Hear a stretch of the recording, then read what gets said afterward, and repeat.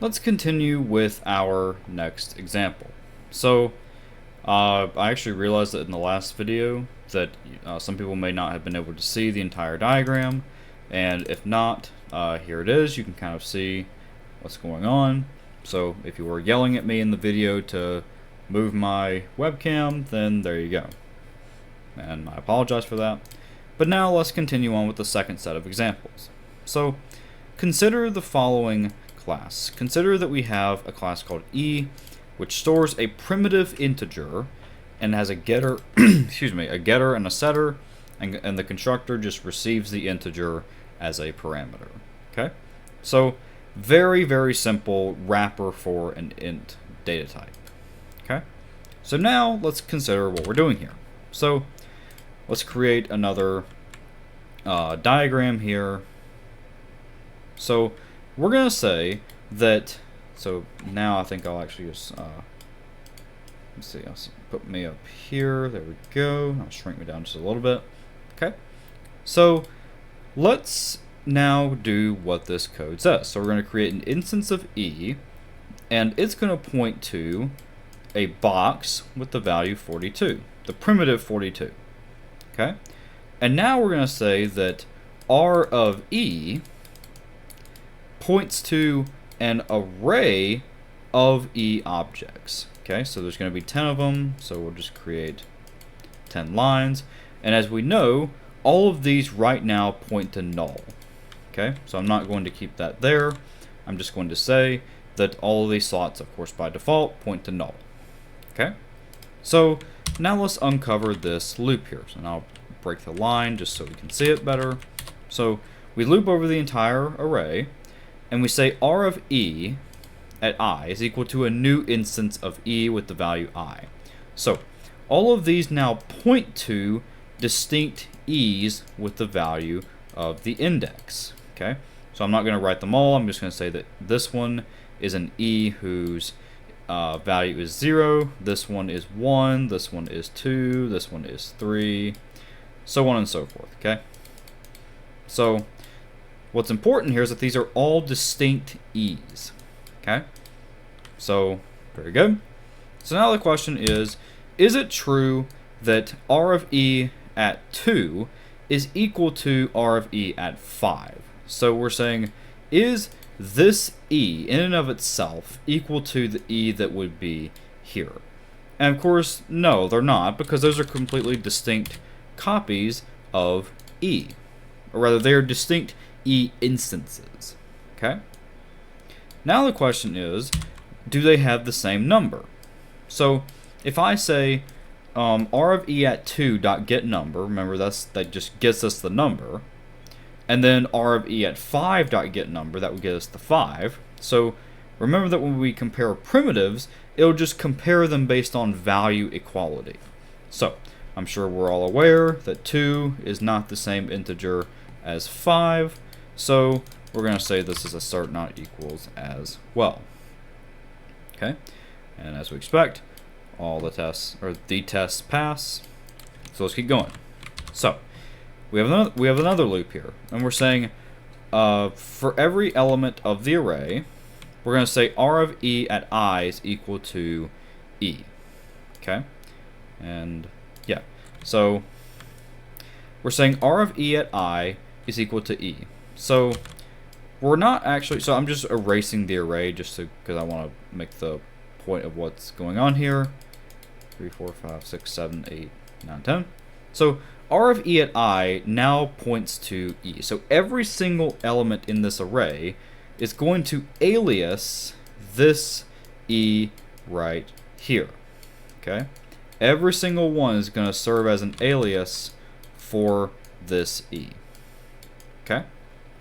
So, now that we know that, does R of E at 0 point to the same thing as R of E at 2? And of course, R of E at 0 points to this. R of E at 2 points to this. And of course, those are the same object. So this is going to be assert equals.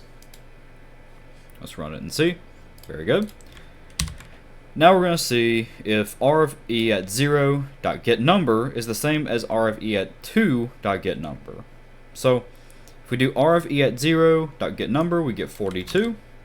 So is that the same number as r of e at 2 dot get number? So r of e at 2 dot get number is saying follow this, get me this, and then its number is 42, and of course 42 is equal to 42, so this should be assert equals.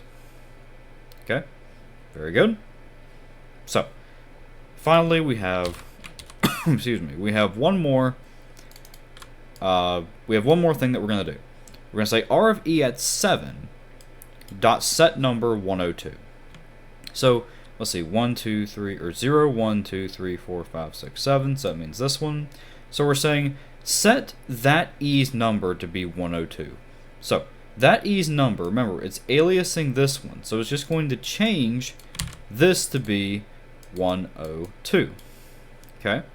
So now the question is, do r of e at 0 dot get number and r of e at 2 have the same number? Well, if you're not familiar with aliasing, this seems a little far-fetched because, yes, this should be true, but why is it true? It's true, or the assertion is an assertion, an assert equals, but that's an assert equals because these two, remember, these two alias the same thing. So whatever number we change it to, no matter if we change it through e, no matter if we change it through any of the other indices here, it doesn't matter, okay? If we change one of these, it's going to propagate the change to all of them, okay?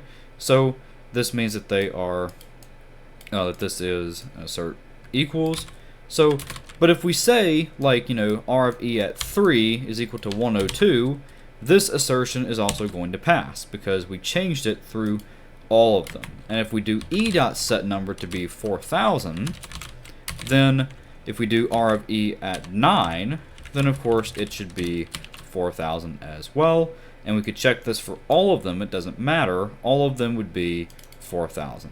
And in fact, we could just have a loop here to sort of verify that. So we'll say assert equals 4000 r of e at 1, or at I dot get number, and all the tests pass. Okay? But now let's say that we change what one of these things references. So just for the sake of the example, we'll say that r of e at 2 is now a new e with 1000 as the